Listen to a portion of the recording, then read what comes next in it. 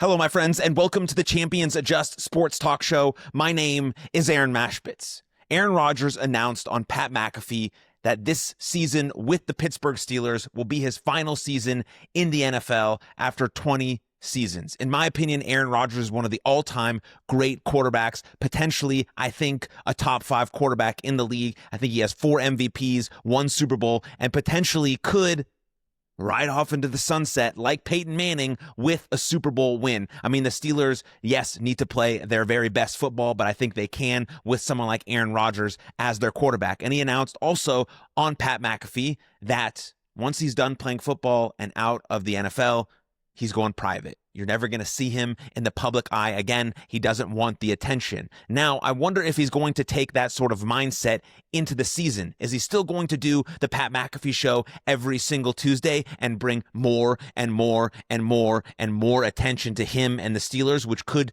potentially cause drama in the locker room and take away from what they're actually trying to do, which is win football games? If someone says they don't want attention, it is a little odd that they would go on one of the biggest shows in the world to say they don't want attention, to say they don't want people to talk about their private life or ask him about his wife or his relationships, and say that he doesn't want attention and that when he leaves the NFL, he's going to go have a private life where we're never going to see him again. So I would assume with that sort of mindset and this being his last season in the NFL, we're not going to see him on Tuesday every single Tuesday with Pat McAfee. He's not going to get $1 million for the season, right, to appear on Pat McAfee if he doesn't want attention, if his sole focus is to be the best football player he can be, the best quarterback he can be in his final season in the NFL with the Pittsburgh Steelers. So I absolutely love Aaron Rodgers. I'm a huge fan of Aaron Rodgers. I absolutely loved Aaron Rodgers with the Packers. I really enjoy Aaron, what he has to say and how he speaks his mind, how truthful he is.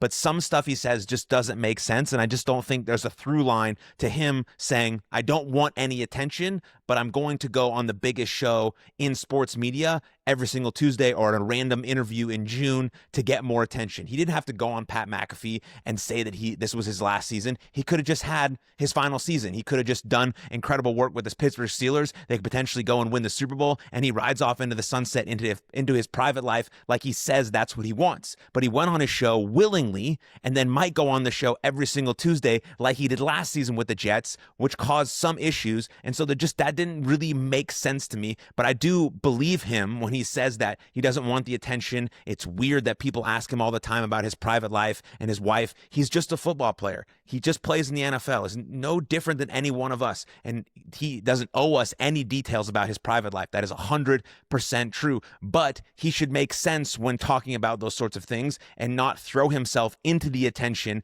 by going on Pat McAfee. Just play your football. Enjoy your wife, enjoy your dog, enjoy your friends, enjoy the last season of your of your unbelievably Hall of Fame worthy career as one of the best quarterbacks of all time. But Aaron Rodgers has to make sense when he's talking, or people are going to still talk about him in this way, and he's still going to garner this attention if he says he doesn't want attention, but goes and then gets attention. But I'm very, very happy that he's with the Steelers. I think it's going to be an incredible year for Aaron Rodgers and the Pittsburgh Steelers. It would be super cool, just historically wise, if they won the Super Bowl. He rode off into the sunset like Peyton Manning. It doesn't seem like he's going to do every single commercial in the whole world like Peyton Manning has done. He's going to go and live his life and enjoy everything that has to offer. I think he wants to be a father, and he has a wife, and all those beautiful, beautiful things that can be very challenging to have when you're committed and obsessed with being one of the best football players of all time. So I'm pumped to watch Aaron Rodgers go. Maybe he will be on Pat McAfee regularly, maybe he won't, but if he doesn't want the attention, he's just focused on him,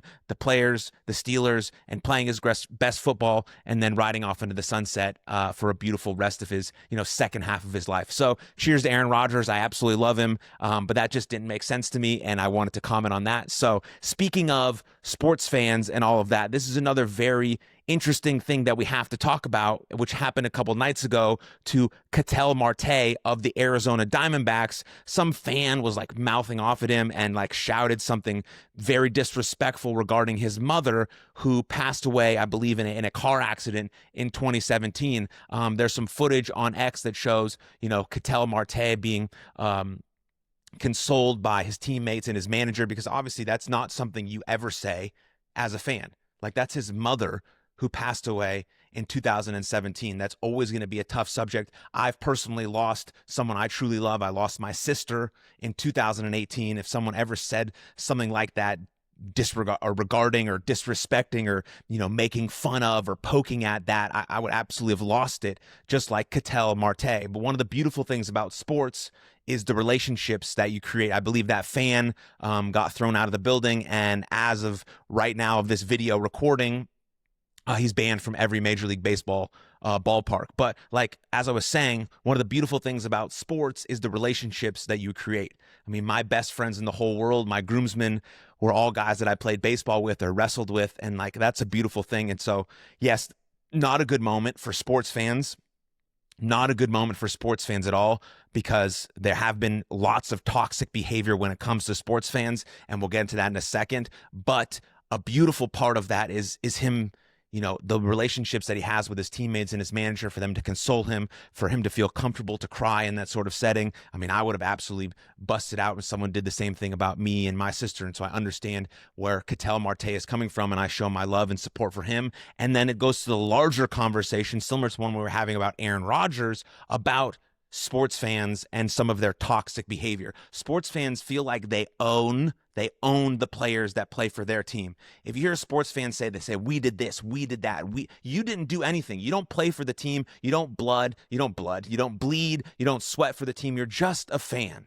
And so there's gotta be this like sports fans gotta relax. Now, I understand that there would be no sports if there were no sports fans, because sports are an entertainment. If all of the arenas in the world and the stadiums in the world had no fans in it, sports wouldn't be nearly as fun. There wouldn't be as much money involved, and it just wouldn't be a big part of our culture. Very similar. I'm a huge wrestling fan, right? If there's no wrestling fans, there's no wrestling. I've tried to wrestle in front of no people. It's not very fun, right? But sports fans have to understand that the people that they're watching perform, yes, it's entertainment, but the people they are watching perform are real people with real lives and real struggles.